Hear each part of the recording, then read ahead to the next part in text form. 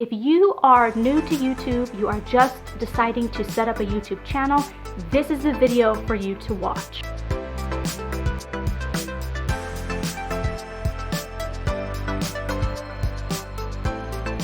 Okay, so here's another fantastic tip for you that I stumbled upon on the internet last night. If you're trying to get into social media in multiple different platforms, but you don't know how, take what you've already recorded and translate it to a new medium. In other words, you could take your YouTube video and turn it into a podcast. So turn it into an audio file and upload that and start a podcast series to get a new audience that listens to podcasts. In the reverse of that, let's say you're a podcaster. You can take your audio podcast and make it into a video and put it on YouTube.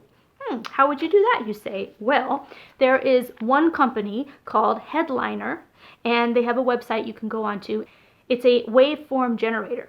So what it does is it takes your audio and it turns it into a visual. So you know when you talk, you can see the peak and the frequency of when people talk and their words. So it makes that video out of your entire podcast. So you can now post that video onto YouTube, but it also gives them something to look at if they're listening, but just kind of staring at the screen, but not really focusing because they're listening. They at least have a little waveform in the background. It also lets you change the dimensions of a clip, so it can be made into a square for Instagram.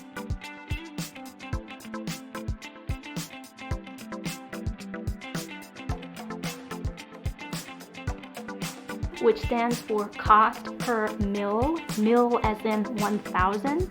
So if you have enough viewers and enough watch time, you can then monetize your channel, which means that they can run ads while your video is playing. And then because commercials are being played during your video, you get some of that money. YouTube keeps like 40% of it and like you get the rest of it. So it's a split of the advertiser's fees. So the cost per mil is how much money you get per 1,000 views per mil. And depending upon what niche you make your content in, you will get paid more or less per mil. So if you're in something that is like very technical and very specific that requires like a lot of knowledge, or let's say the product is super expensive to buy, then the advertiser is going to pay more money for that. So your niche really affects how much money you'll get paid per mil.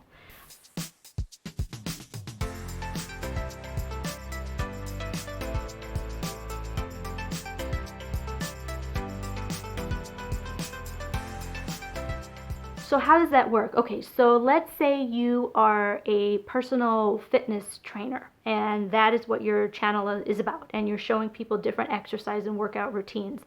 If a company like a supplement company decides that you would be a good person for them to run their commercial on, then you'll get paid more because that's a high-paying type of advertiser. So you might want to choose to do a video about what types of supplements you use as a personal trainer to give you the best workout performance results. So you're like strategically talking about that theme to attract those types of advertisers, but you still have to make sure that it's something you are going to talk about anyway, something that's useful and giving value to your audience. You know, you have to remember your audience first, and you have to be giving something of value that's like exceptionally important. Now you can get strategic with which of those things will also support my business at the same time they give value to the community. You must become an expert at that type of strategic thinking. The monetizing part of it is like a master's degree in marketing, okay? That's how you have to start thinking. And one of the other things that I really loved about this whole experience and the motivational aspect of it was some of the great quotes that were just dropped every day.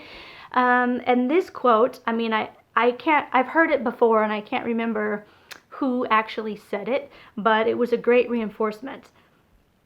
It's basically, no, I didn't fail. I just learned 500 ways why it didn't work. So you just have to keep at it until you figure out how to make it work and until it works. It's that same old adage of not giving up and not letting failure stop you. Failure is just an opportunity to learn something. Failure just lets you pivot and redirect and go at it again from a slightly different tactic. Failure is teaching you because now you know what not to do. It's a process of elimination. So no, I didn't fail. I just discovered 500 ways that didn't work. And that, my friends, gets back to another oldie but goodie. Sometimes you lose, sometimes you learn. Everything is a learning opportunity if you make it a learning opportunity. And lastly, I will say this. This goes back to principles of acting even, okay? And it holds true with YouTube, and that is the most vulnerable person wins. And I say that to mean you don't want to get on camera and try to be something you're not, and try to be over the top, and try to have this big personality, and try to act like what you think a host should be.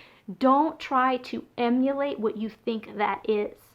You need to be yourself. You know, it's kind of like, let's say you're a doctor with a deep, heavy New York accent and a lisp. Okay, that's what you are. That's part of your essence, but you're also a doctor. So when you talk and when you share your knowledge, that is going to be apparent that you know what you're talking about. What's going to make you unique and stand out is, yo, you're that doctor with the New York accent with the lisp. You're memorable. People are going to remember that. And out of all the channels they're clicking through, you're the one they don't ever forget. You're the one they know to come back to. So that which makes you different often makes you stronger. And you have to know within yourself what makes you unique. What is it? Know yourself and be comfortable with yourself and embrace yourself. So the most vulnerable person wins, because that's how you connect with your audience and let them know that you're sincere and they feel that they are in some way getting to know you, but they can at least identify what your values are and they know that you're sincerely presenting whatever it is you're presenting. Stop editing or censoring your natural essence to try to project this image that you think you're supposed to be, because it's going to come across contrived and stiff, or it's going to come across like a caricature of something that it isn't. But it's a little bit off-putting because people intuitively sense something that is inauthentic.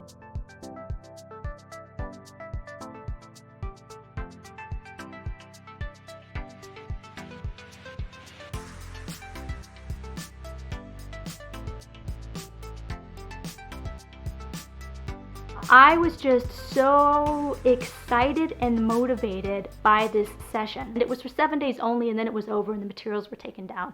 So you can jump in and join and pay for a program if you want to. But I'm not talking about anything that's not already in all the videos anyway, because they have a whole library of videos that are released for free.